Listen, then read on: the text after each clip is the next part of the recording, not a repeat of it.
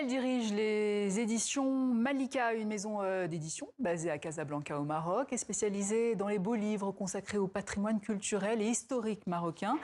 Et depuis 2019, elle évoque la collection Nid d'artistes dédiée aux scènes culturelles des villes créatives africaines. Après Casablanca, Dakar et Abidjan, la collection Nid d'artistes met en lumière Cotonou, la capitale économique béninoise. Bonsoir Malika Slaoui. Bonsoir Nidia. Et bonsoir Christian Eboulet. Bonsoir Nidia. Alors racontez-nous de quoi parle ce beau livre consacré à Cotonou. C'est une Bible quand même. Oui, c'est une encyclopédie, y compris dans la taille, préfacée par une icône de la chanson béninoise, la grande artiste Angélique Kidjo, avec de très belles photos et des textes magnifiques du grand écrivain Florent Kwaozotti. Une encyclopédie qui permet de saisir différentes facettes de la ville de Cotonou, capitale économique du Bénin, à travers le regard d'une centaine d'artistes.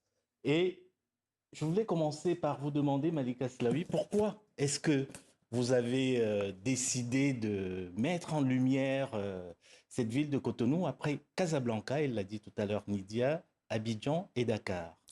Je dirais que Cotonou s'est imposé comme une évidence. C'est une ville en effervescence permanente. On y sent une liberté de ton, une vitalité brute, sans folklore, sans mise en scène.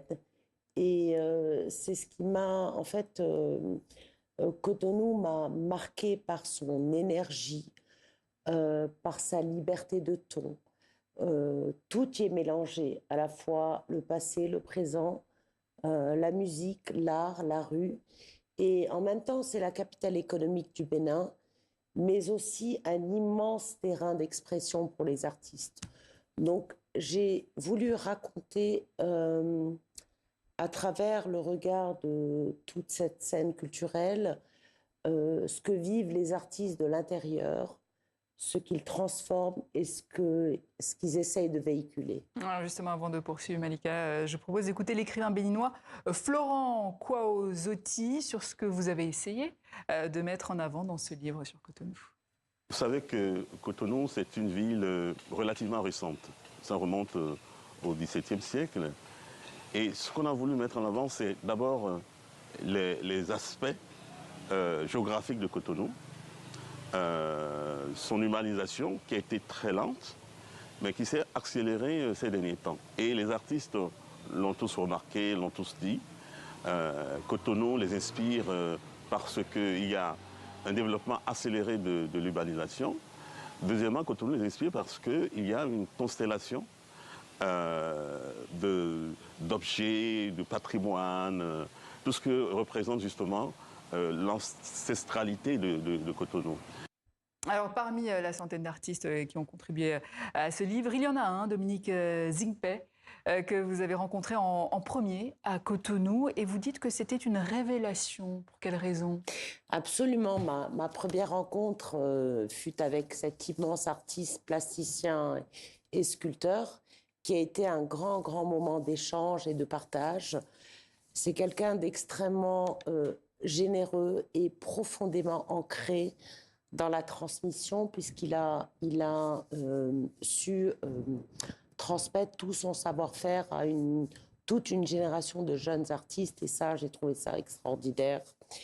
Et puis, j'ai été aussi marquée par la puissance des œuvres de certains artistes, en lien direct avec les traditions ancestrales du Bénin, et profondément marqué par les traditions vaudounes liées à la nature, et aussi en lien avec les enjeux économiques, environnementaux et politiques du Bénin. Alors, je vous propose, Malika, d'écouter un extrait d'un concert du groupe Polyrythmo. C'était en 2019 à Porto Novo, Bénin. Polyrythmo a été créé en 1968. Et l'un de ses chanteurs, Vincent Ayénou, témoigne dans votre livre. On regarde cet extrait, on en parle tout de suite après.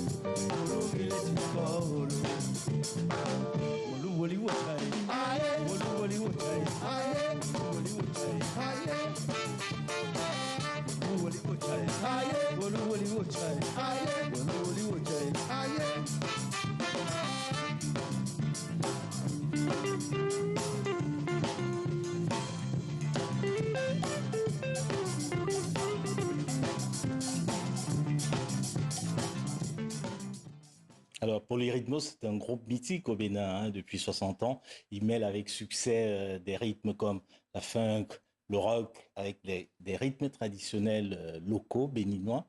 Il représente quoi aujourd'hui, Polyrythmos au Bénin?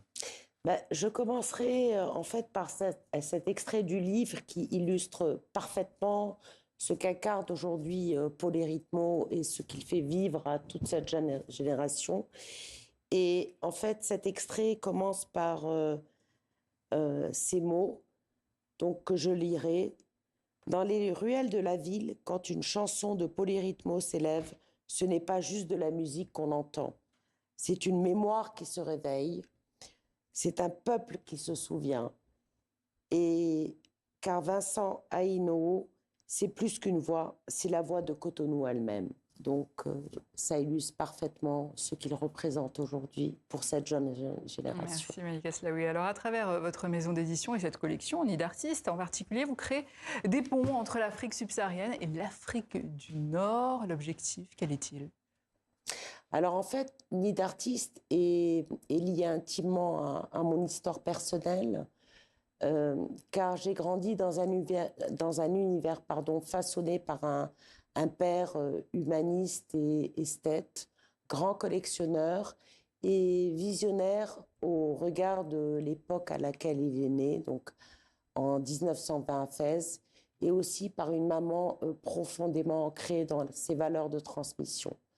Donc très tôt, j'ai été bercée par ce devoir de transmettre et de partager. Et en fait, cette collection, elle prolonge un peu cet héritage. Et donc, c'est un peu un devoir de transmission à mon modeste niveau. Et à travers ces livres, donc, j'ai voulu rendre hommage à des scènes culturelles dans une dimension à la fois poétique, humaine et profondément sensible. Et c'est aussi un hommage à vos parents, d'une certaine manière. Absolument. Vous dirigez aujourd'hui la fondation qui porte le nom de votre père. Tout à fait. Tout à fait. Et c'est un hommage à ce père qui était un grand collectionneur d'art. Tout à fait. Donc, qui m'a transmis ces valeurs de transmission et de mémoire et de partage. Donc, je suis un peu habitée par ce devoir, en fait. Et ce livre, il sera disponible à Cotonou et un peu partout en Afrique? Oui, il est déjà disponible à Cotonou et dans les prochains mois, dans les autres pays d'Afrique et en Europe. Merci Malika Slaoui. Merci. Je rappelle que vous dirigez donc les éditions Malika et que vous publiez dans la collection Nid d'artistes Cotonou, un livre consacré à la capitale économique béninoise. Merci infiniment. Et merci à vous Christian. À lundi. Merci Nidia.